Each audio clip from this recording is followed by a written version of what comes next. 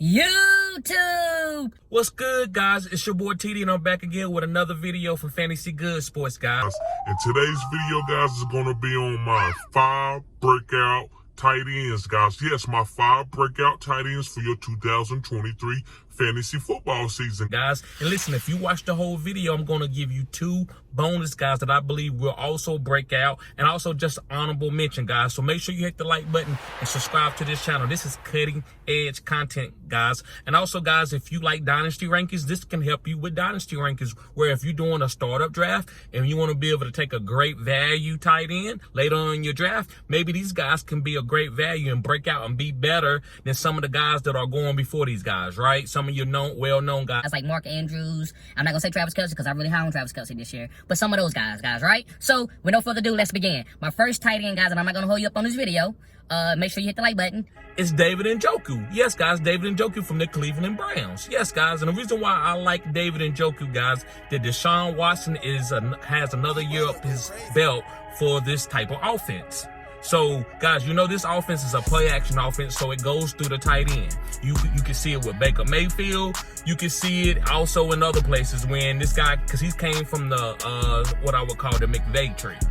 So this guy is going to get his tight ends out in space with Hunter Bryant and Njoku, but Njoku is the main guy. So make sure you pick up Njoku, guys. He's going to be getting manufactured targets. Yes, manufactured targets. And you saw last year that Deshaun Watson was using this guy in the red zone, in the green zone. So this guy's going to have high value touches, especially in the green zone, where he's going to be getting a lot of jump ball type situations. So I love David Njoku. I think he's going to have a lot of opportunities to score a lot of touchdowns. Moving on to my number 2 guy. My number 2 guy is Pat Freiermuth, guys. Yes, Pat Freiermuth from the Pittsburgh Steelers. And the reason why I'm high on Pat Freiermuth, guys, if you watch this team, the guy who got the easiest targets to me was Pat Freiermuth over Pickens, over Deontay Johnson, over even Claypool when he was there. So I think that this year, guys, Pat Freiermuth can catch 100 balls. Yes, I wouldn't be surprised if Pat Freiermuth caught 100 balls, guys. So he's going to be a great PPR tight end, and he has a chance to be really, really good because this guy's a young tight end. He was number 2 and number 1 going back and forth with Kyle Pitts coming out of the NFL draft from when they was freshmen all the way up until they got drafted. Pat Freiermuth was right behind Kyle Pitts. Kyle Pitts just can play wide receiver, where Pat Freiermuth is a prototypical tight end with his size and everything. So Pat Freiermuth, guys, make sure you pick him up. Going on to my number 3 guy is Cole Kmet. Yes, guys, Cole Kmet. And the reason why I like Cole Kmet, because as Justin Fields got better, Cole Kmet got better. So I believe going into this year with Justin Fields having a new offensive coordinator, I believe his first target will be Cole Kmet. And then he'll go to DJ Moore. And then he'll go to Darnell Mooney. Then he'll go to Claypool. So I believe Cole Kmet's going to have a great opportunity, guys, to be a top 12 tight end this year. Like I said, man, this guy, I seen him have some big games. I'm like, all right, Cole Kmet can play, right? We hadn't seen that as a rookie. And then later in his second year with Justin Fields coming in, he started booming. So I like Cole Kmet, guys. Moving on to my 4th guy. And my 4th guy is Chigo Okonkwo. And I call him Chigo. Yes, guys, Chigo. And Chigo from the Tennessee Titans, guys, he can do it all. He can line up at fullback. He can line up at tight end. He can line up at wide receiver. This guy is a hybrid, right? So I think Chigo, guys, playing with Ryan Tannehill is going to be good. And even if another quarterback comes in there, I believe that Chigo is going to be fine, guys. I've seen a lot from Chigo. I like what he's going to be. I think he's a hybrid, so I think he's going to be used all over the field, and he's going to get manufactured targets. So I love any kind of tight end or anybody that's going to get manufactured targets. And when I say manufactured targets mean that they're going to draw up plays where this guy's going to be open fast and quick and early. So let's move on, guys, to my 5th and final guy. And my 5th and final guy that's going to break out for your 2023 tight ends in Dynasty and in Redraft is Juwan Johnson. Yes, guys, Juwan Johnson. The reason why I like Juwan Johnson, guy, is a hybrid. He's played wide receiver in college as a big 6'6" jump ball type wide receiver. When he got to the New Orleans Saints, they started putting him at tight end a little bit because he was a big guy and he started getting his NFL body and he grew into a different type of wide receiver. So they moved him into the tight end spot. And then this year, guys, when they was having Andy Dalton and Jameis Winston and Taysom Hill, he was the guy that they was trying to get the ball to in the red zone. So this guy in the end of last year, guys, he was like a league-winning tight end. I had him in a couple leagues where I went to the championship game. So I love Juwan Johnson. I think he's going to be a goal line target guy. Now listen, Taysom Hill is there, but don't get that twisted. They two different type players. Juwan Johnson is the guy that can line out a receiver and they can throw a jump ball to. Taysom Hill can throw the jump ball to him. So don't think that Taysom Hill is going to be playing and Juwan Johnson is going to be on the bench. No.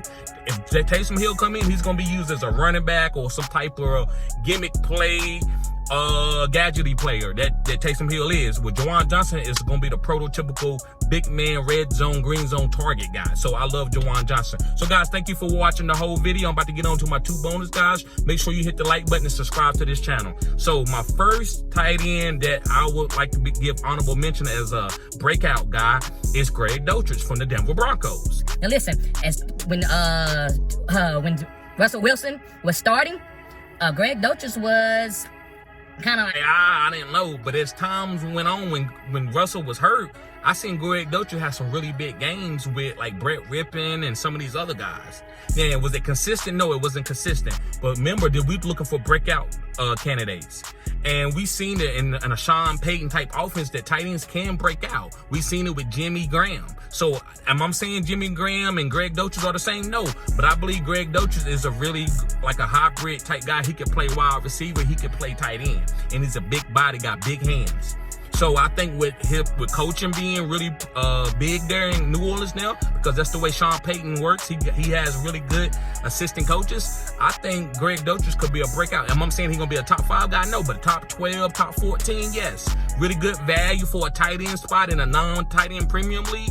Yes, I think you can wait late and get Greg Dulcich. So guys in Dynasty, pick this guy up and let him develop on your team. So I love Greg Dulcich. Last but not least, guys, is Evan Ingram. Yes, guys, Evan Ingram, guys, from the Jacksonville Jaguars. Now listen, Trevor Lawrence is going to be willing and dealing next year. I'm not touching none of the wide receivers. Listen, I like Calvin Ridley. I like Zay Jones. I like Christian Kirk. But is any of those guys gonna get alpha targeted for like a number 1 or top 5 wide receiver or top 10 wide receiver? I don't know about that. But the ball's gonna be distributed. But who's gonna be the number 1 guy that I think that you can use in fantasy for fantasy output? It's gonna be the tight end Evan Ingram. So I think Evan Ingram, guys, he's found the spot, somebody that believes in him. He's not worried about catching the ball. He's playing free. That's what Peterson can do for you. He can make his team play free, where when he was with Jason Garrett, he wasn't playing free. So now I believe Evan Ingram's going to have all the opportunities, and it's not going to be any pressure on any double teams, because you're not going to be able to double team none of these guys. You can't double team Christian Kirk. You can't double team Calvin Ridley. You can't, because why? Trevor Lawrence is going to be really good. So I love Evan Ingram. He's going to be the secret weapon out of all these group of weapons. So guys, make sure you hit the like button, subscribe to this channel. This is cutting edge content. And also, guys, if you need help, go check out my catalog. I hit on a lot of players last year. I like Christian Watson as one of the best wide receivers coming out of the draft. I was high on Amon-Ra St. Brown. I'm a 0 RB guy. I said Justin Jefferson was a number 1 pick. I said Jamar Chase was going to be good as taking him in the first round. So guys, I hit on a lot of guys last year. Right now, I'm gonna do a video later about the guys that I hit on. So guys, make sure you subscribe to this channel and sign up for my OnlyFans so you can get help with consultations or anything that you need to try to win your draft for 2023. My consultations are $40, guys. If you want me to stay with you the whole draft while you're doing the draft, guys, it's $80. $80. I think that's a great value. I helped people win championships last year, guys. Several 3 or 4 people that follow me that got consultations won championships. So guys, thank you for following me. Peace.